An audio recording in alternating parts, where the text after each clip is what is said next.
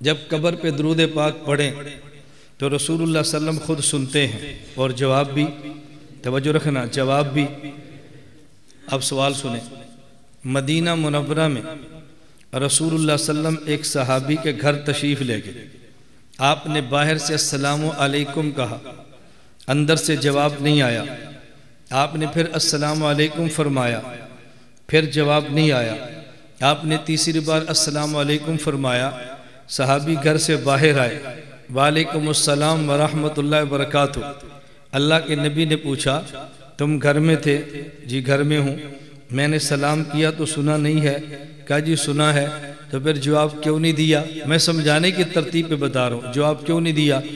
حضور آپ سلام فرما رہے تھے، میں سن رہا تھا، میں آپ کو جواب دے رہا تھا، لیکن میں جواب آہستہ دیتا تھا، اس لیے کہ سلام دعا ہوتی ہے، تو میں چاہتا تھا میں آہستہ سلام کا جواب دوں، حضور سمجھیں کہ سنا نہیں ہے تو پھر سلام فرمائیں۔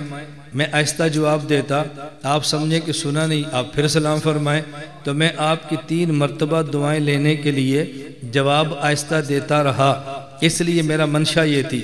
اب اس پہ سوال سمجھو، اعتراض یہ ہے جب آپ رسول اللہ صلی اللہ علیہ وسلم کی قبر پہ جا کے سلام پیش کرتے ہو تو آپ کہتے ہو نبی پاک سن لیتے ہیں، حالانکہ نمبر 1 جو باہر بڑی جالی ہے، یہ پردہ موجود ہے، نمبر 2 آپ جالی میں دیکھیں اٹھی قبر نظر آئے گی، ایک اور پردہ آ گیا، پھر اس قبر کے نیچے اصل قبر ہے، ایک پردہ اور آ گیا، فَمِن وَرَائِهِمْ بَرْزَخٌ، پھر مانوی برزخ کا پردہ آ گیا، تو پردے 4 ہو گئے۔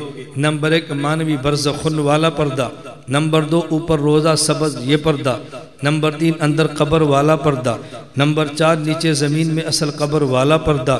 تو جب 4 پردے موجود ہوں، آپ آہستہ سے کہتے ہیں الصلاۃ والسلام علیک یا رسول اللہ، آپ سن لیتے ہیں اللہ کے نبی اس دنیا میں ہیں اور صرف درمیان میں ایک دیوار ہے۔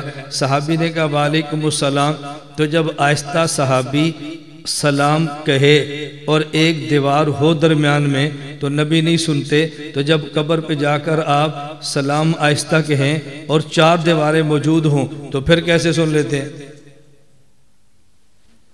سوال سمجھ آ گیا؟ اب آپ سے جواب بننا نہیں ہے، اب آپ کو مرکز کی قدر آئے گی یہاں کیا ہوتا ہے، اب آپ کو سمجھ آئے گی یہاں ہوتا کیا ہے، مرکز اہل سنت والجماعت میں کیا ہوتا ہے۔ اب 2 قسم کے ہمارے یہاں لوگ ہوں گے۔ نمبر 1 سوال بڑا معقول ہے، علامہ صاحب ہیں، بہت بڑے عالم ہیں، لہذا ہم پھسل کے ادھر چلے گئے، ایک طبقہ۔ دوسرا پھسلے گا تو نہیں، بھائی جواب دو، مجھے نہیں آتا، عقیدہ بدلو۔ کیا ہمارے اکابر کے پاس دلائل نہیں تھے؟ ہمارے اکابر کا علم نہیں تھا تو ہمارے پاس زیادہ علم ہے۔ اچھا اکابر کے پاس کیا دلیل تھی؟ اب دلیل کا پتہ نہیں ہے، ہمارے اکابر کے پاس علم تھا، بھئی علم تو تھا، اس علم کو بیان کیوں نہیں کرتے؟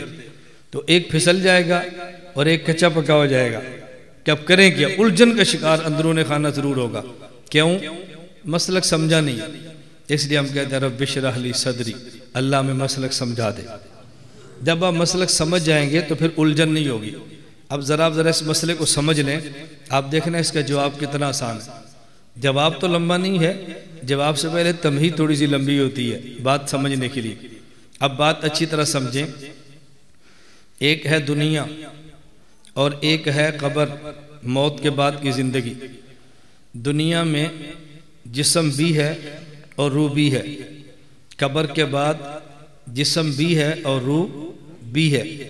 حالات جسم اور روح دونوں پر دنیا میں، حالات روح اور جسم دونوں پر قبر میں۔ فرق یہ ہے کہ دنیا میں احوال اصالتاً جسم پر آتے ہیں اور جسم کے واسطے سے روح پر جاتے ہیں، اور قبر میں احوال اصالتاً روح پر آتے ہیں اور روح کے واسطے سے جسم پر جاتے ہیں۔ تو دنیا میں جسم اصل ہوتا ہے اور روح تابع ہو جاتی ہے، مرنے کے بعد روح اصل ہے اور جسم اس کے تابع ہو جاتا ہے۔ اب بات توجہ سمجھتے رہنا، مجھے بار بار نہ کہنا پڑے۔ اب احوال دونوں میں ہیں۔ دنیا میں آپ ایک شربت پیتے ہیں، نام اس کا روح افزا ہے، تو روح پیتی ہے یہ جسم پیتا ہے، لیکن روح افزا ہے، پیتا جسم ہے، اور لطف روح کو بھی آتا ہے، مزہ روح کو بھی آتا ہے۔ تو دنیا اور آخرت کے احوال میں ذرا یہ فرق ہے۔ اتنی بات سمجھ آ گئی؟ اور اگر یہ سمجھنی ہو کہ موت کے بعد حالات روح پر اصالتاً آتے ہیں اور جسم پر تباً آتے ہیں تو اس کو سمجھنے کے لیے نیند سمجھ لو۔ نیند اور موت آپس میں دونوں بہنیں ہیں۔ نیند میں حالات روح پر آتے ہیں اور روح کے واسطے سے حالات جسم پر آتے ہیں۔ آدمی سویا ہوا ہے اور صبح اٹھو تو غسل خانے کے باہر کھڑا ہے، کیوں کھڑا ہے؟ اتنی سخت سردی ہے، نہانے کی کیا ضرورت ہے، پھر بھی کھڑا ہے۔ اب وہ سمجھتے ہیں کچھ ہوا ہے۔ اب بتاؤ، یہ جو سونے کی حالت میں کچھ کیا ہے، یہ روحیں آپس میں ملی ہیں، دو جسم آپس میں ملے؟ خواب آپ نے دیکھی نا، آپ کے ساتھ کوئی اور بھی ہے، لیکن آپ دیکھو تو بستر پہ کوئی بھی نہیں ہے، لیکن یہ دونوں کیا روحیں ملی ہیں، جسم ملے؟ بولو، روحیں۔ اور لذت کس نے لی ہے؟ جسم نے۔ غسل کس کو دے رہے ہیں؟ جسم کو۔ صابن کس پہ مل رہے ہیں؟ جسم کے۔ اور لذت کس نے، حالات کس پر آئے تھے؟ روح پر۔ اس لیے میں کہہ رہا ہوں کہ موت کے بعد احوال روح پر آتے ہیں اور روح کے واسطہ سے جسم پر۔ ایک بات۔ اب دوسری بات سمجھ لو، روح اور جسم کا تعلق 3 طرح کا ہے۔ نمبر 1 تعلق تصرف، نمبر 2 تعلق تدبیر، نمبر 3 تعلق حیات۔ تعلق تصرف کا معنی ایسا تعلق جس سے جسم کھاتا ہے، پیتا ہے، چلتا ہے، دوڑتا ہے۔ نمبر 2 تعلق تدبیر، اس تعلق جسم کھاتا، پیتا، دوڑتا، بھاگتا، کماتا نہیں ہے، لیکن خود بخود اس کا خون گردش کرتا ہے، خود بخود نظام ہضم چلتا ہے، خود بخود اس کا دل دھڑکتا ہے، خود بخود اس کی سانس چلتی ہے۔ یہ تعلق تدبیر ہے۔ اور ایک ہے تعلق حیات، جس تعلق سے جسم زندہ رہتا ہے۔ تو تعلق روح اور جسم کے 3 قسم کے ہیں۔ جب آدمی زندہ ہو اور جاگ رہا ہو تو تینوں تعلق تصرف بھی ہیں، تعلق تدبیر بھی ہے، تعلق حیات بھی ہے۔ اور جب آدمی سو جائے تعلق تصرف ختم ہو جاتا ہے، 2 تعلق رہ جاتے ہیں۔ نمبر 1 تعلق تدبیر، نمبر 2 تعلق حیات۔ جب آدمی فوت ہو جاتا ہے اور پھر روح کا اعادے سے حیات ملتی ہے تو ایک تعلق رہ جاتا ہے، تعلق حیات۔ جب آدمی جاگتا ہو، زندہ ہو، تعلق حیات، تدبیر اور تصرف۔ جب سو جائے تعلق حیات، تعلق تدبیر، اور جب فوت ہو جائے تو پھر صرف ایک تعلق حیات۔ یہ بات سمجھ آ گئی؟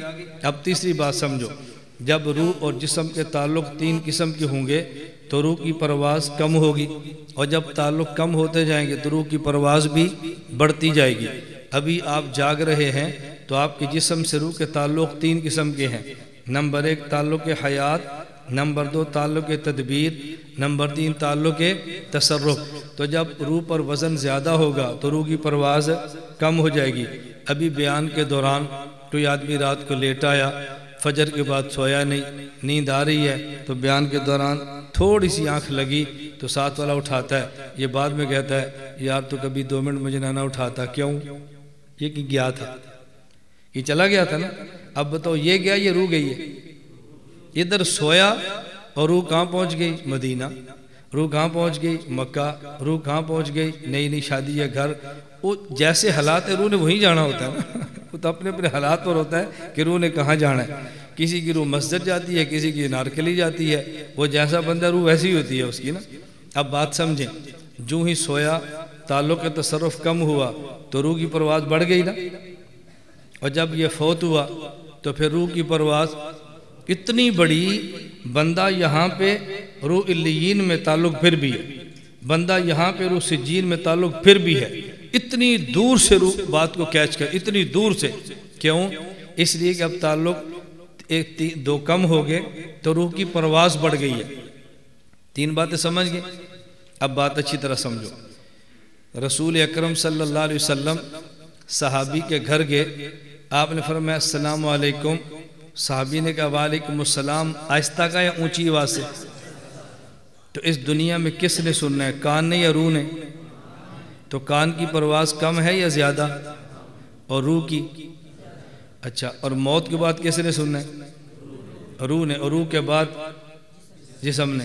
اب اللہ کے نبی دنیا سے قبر میں تشریف لے گئے، اب وہاں تعلق تصرف نہیں ہے، تعلق تدبیر نہیں ہے، بلکہ تعلق کون سا ہے؟ اور دنیا میں تعلق بھی تینوں ہے، سننا بھی جسم نے ہے، چونکہ جسم نے سننا تھا تو جسم کی جسے کہتے ہیں لمیٹڈ، بڑی محدود ہوتی ہے۔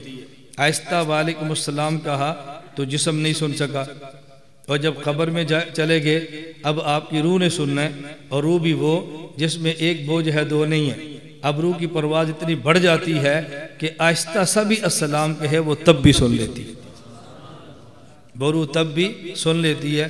اب دیکھو الجھن نہیں ہے، اشرح لی صدری، یہ مسلک آپ کو سمجھ آ جائے تو سوال رہتے ہی نہیں ہیں۔